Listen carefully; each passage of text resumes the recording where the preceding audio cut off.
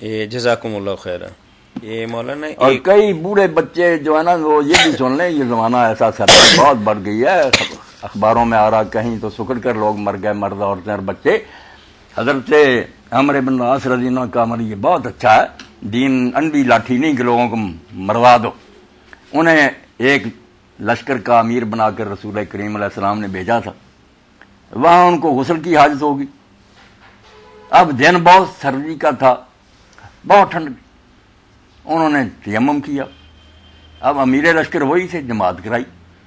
صحابہ کرام نے کہا عمر تم نے یار کیا کیا کہ ایسی حالت میں ہمیں نماز پڑھو. انہوں نے کہا آرام سے بیٹھو، میں امیر ہوں، میرے ماتحت ہو تم، مدینہ جائیں گے پوچھ لیں.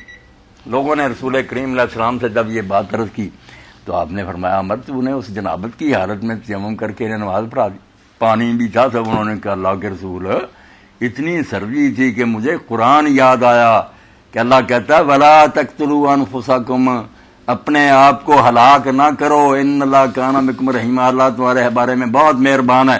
تو میں نے سوچا مہربان خاک ہوگا اگر میں آپ کو ہلاک کروں گا، اس لیے میں نے حضور بہت ہنسے اور ذرا نہیں برا کہا، ان کی نماز کو جائز مانا. اور اسی لیے امام ابو حنیفہ رحمۃ اللہ نے کہہ دیا کہ اگر گھر میں ہوتے بھی سردی ایسی ہے، پانی گرم کرنے کا موقع نہیں، تو یہ ٹھنڈک بھی جواز ہے کہ اس وجہ سے تیمم کر لو، نماز پڑھ. مرنے کا حکم نہیں دین دیتا. یہ لوگ نمازیں چھوڑ دیں گے مسائل سے بے خبر، اب غسل کریں گے تو پڑھیں گے، بس رہ جائیں گی ساری نمازیں. غسل ہوتا ہے تو بہت اچھی بات ہے، پانی گرم ہوتا کر لو. اگر گیس بھی ختم ہو گئی ہے جیسے ہی ہو گئی، آٹا مل نہیں رہا، تو آپ کیوں نمازیں ضائع کرتے ہیں؟ جس حال میں تیمم کریں اور پڑھیں.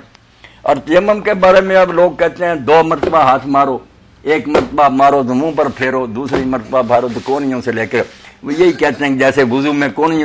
مگر صحیح حدیث جو ہے اللہ کے رسول کی وہ تو یہی کہ صرف 1 بار مارنا. اگر مٹی زیادہ لگ گئی پھونک مار لو، منہ پر پھیر دو، اور وہی ہاتھ جو ہے نا یہاں گھٹنوں تک، بس ہتھیلی کے پیچھے پھیر دو. تم ایسے ہی ہو جیسے نہا لیا یا وضو کر لیا.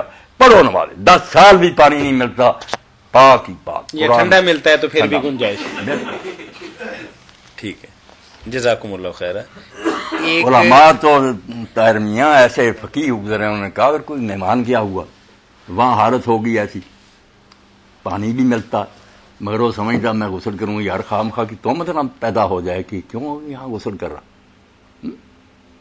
کوئی ایسی بات نہ لوگوں کے ذہن میں آ جائے کہ اس نے خدا جانے کیا کیا کہ اب یہ نہاتا پھرتا. تو وہ بھی کہتے ہیں کہ تیمم کر کے وہاں نماز پڑھ لے. ایسی یا ایک جو بیوقوف ہے وہ کہ یہ کیا ہوا، یہ کیا ہوا. جنہوں نے پڑھنی ہے نا نماز انہیں پتہ ہوتا کہ حالات ایسے ہوتے ہیں کہ آدمی کو بدگمانی سے لوگوں کو بچانا چاہیے. برا خیال آ جائے لوگوں کا کہ شاید اس نے یار گھر میں کوئی بدکاری کی ہے، یہ نہاتا پھرتا.